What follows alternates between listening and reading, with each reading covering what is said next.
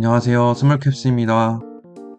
오늘은 반도체 산업과 관련된 공부를 해보고 현재 제가 투자하고 있는 기업이 이러한 흐름에서 부합한지를 알아보는 시간을 갖도록 하겠습니다. 제목을 보시면은 2025년 AI 하드웨어 핵심 트렌드는 ASIC라고 하는데 빅테크 업체들의 엔비디아 칩에 대한 수요는 2025년에도 강력하게 지속될 전망이고 그리고 방대한 워크로드 비용 부담이 발생하는 연산에 있어서 ASIC를 활용해 효율화를 추구해 나가는 것으로 전망한다고 합니다. 아래 ASIC 칩 특징을 보시면 첫 번째로는 특정 작업에 맞춰 설계가 가능하고 두 번째로는 범용 GPU 대비 전력 소비와 비용 측면에서 효율적이라고 합니다. 그리고 세 번째는 엣지 디바이스에서의 AI 활용에도 필수적이라고 하는데요. 범용성을 목표로 하는 GPU와 달리 ASIC는 추론용으로 사용되고 불필요한 것들을 제거해서 효율성을 극대화하는 방식이라고 합니다. 그리고 AI 서비스 제공을 위해서 데이터 센터의 주요 워크로드가 훈련에서 추론 작업으로 넘어가고 있어서 여기에도 ASIC 칩의 필요성이 더욱 증가한다고 보시면 됩니다. 간단하게 정리해보면 현재 트렌드는 범용성의 칩보다는 ASIC 맞춤형 설계로의 추세로 이어지고 있고 그 이유는 주요 워크로드가 훈련에서 추론 작업으로 넘어가는데 이때 사용되는 데이터 양 또한 방대하게 늘어나면서 여기에 효율화를 위해서는 ASIC가 적합하다고 합니다. 다음 내용은 ASIC 칩 역시 커스텀 HBM을 요구한다고 하는데요. HBM4부터는 커스텀 HBM이 본격화될 것으로 전망하고 있다고 합니다. 이는 빅테크 기업들이 자사칩을 개발하면서 최적화된 맞춤형 설계를 요구할 것이고, 이러한 트렌드는 이미 범용성에서 자체 개발로 비중이 늘어나고 있었고, 앞으로 더 늘어날 추세라고 하는데요. 고객들마다 독자적인 소프트웨어 스택과 AI가 속히 아키텍처에 최적화된 형태를 필요하기 때문에 선호하는 옵션이 다를 수밖에 없다고 판단하고 있다고 합니다. 이 말은 곧 범용 HBM 솔루션으로 한계가 존재한다는 것을 말하는 것이고, 빅테크 기업들은 더 이상 단순히 HBM을 구매해 사용하는 것이 아니라 자사의 AI 칩 및 워크로드에 최적화된 메모리를 직접 설계, 주문하려는 움직임을 보일 것이라고 합니다.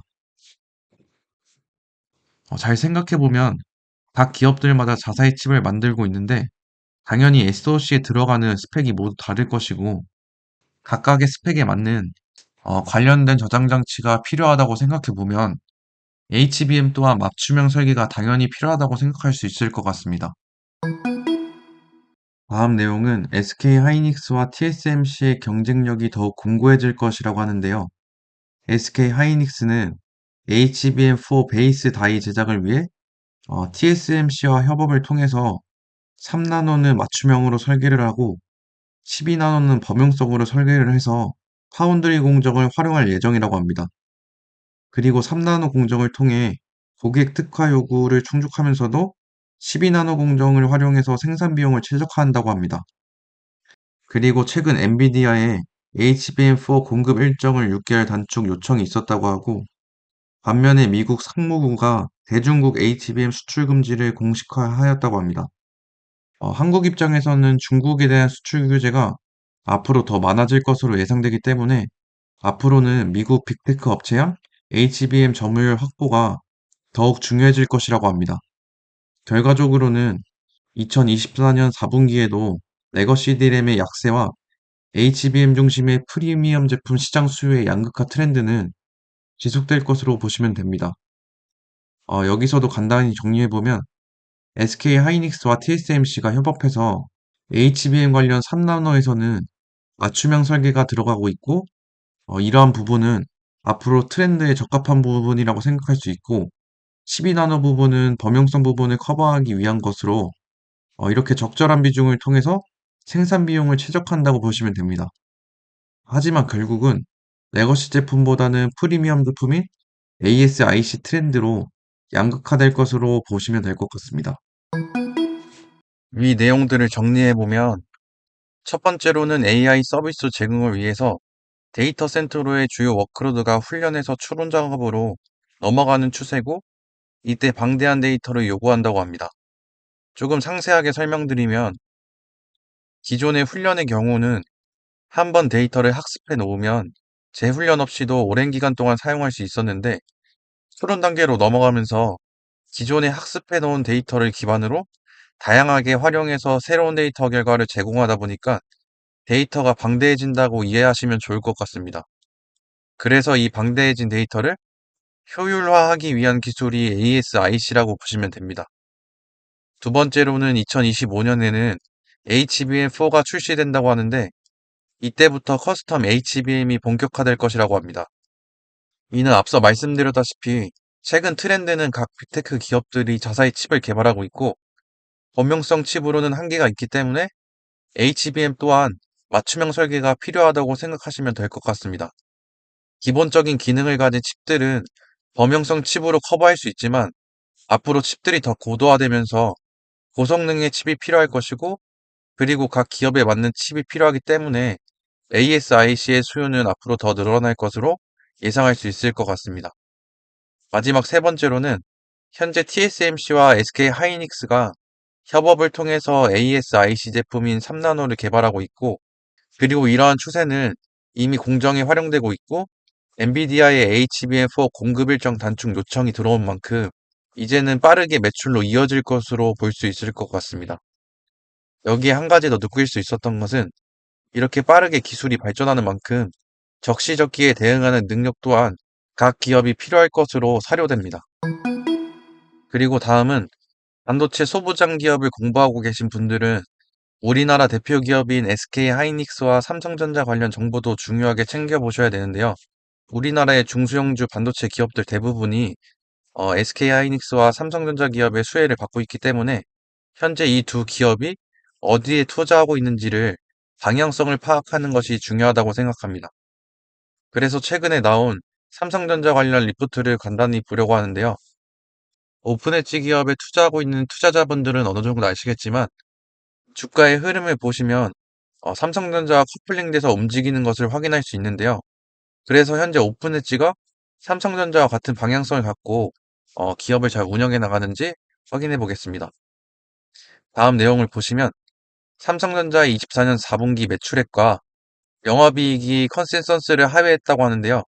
그 이유에 대해서 보시면 오른쪽에 첫 번째로는 스마트폰 PC 수요의 위축, 두 번째로는 중국 CXMT 공급 물량 확대, 세 번째로는 트럼프 2기의 불확실성 우려로 고객사들의 보수적 재고 정책, 네 번째로는 범용 제품 비중이 높고 R&D 지출 확대로 인해서 비용이 증가한 것을 알 수 있었습니다. 이러한 부진한 이유들 속에서 긍정적인 한 요소가 있었는데요. 그게 바로 HBM의 수요가 증가했다는 것이었습니다.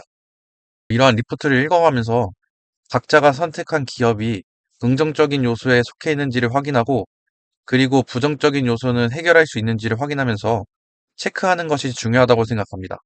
그리고 아래의 주요 이슈 및 실적 전망 분석을 보시면 AI 반도체와 범용 반도체 간의 상반된 수요 흐름, 두 번째로는 중국 업체의 공급 확대로 범용 메모리 가격이 하락하고 있고, 세 번째로는 트럼프 2기 출범에 따른 관세 우려, 네 번째로는 중국산 범용 디램에 대한 미국의 제재 신호, 다섯 번째로는 북미 CPS들의 자체 가속기 탑재 확대와 HPC의 투자 확대, 그리고 마지막으로는 내년 엔비디아의 B300이 하반기부터 공급될 우려 업황은 겨울에서 바로 여름으로 직행할 가능성이 높다고 합니다. 이러한 것들을 모두 고려해 보면 자신이 투자하고 있는 기업이 대내적인 상황에 잘 대응하고 있는지 공부하는 것이 중요하다고 생각합니다. 이처럼 현재 삼성전자 또한 범용의 반도체에서 AI 반도체로의 전환이 이어지고 있고 북미 기업들의 자체 가속기와 HPC 투자 확대로 인한 고성능 반도체가 필요함을 알 수 있는데요.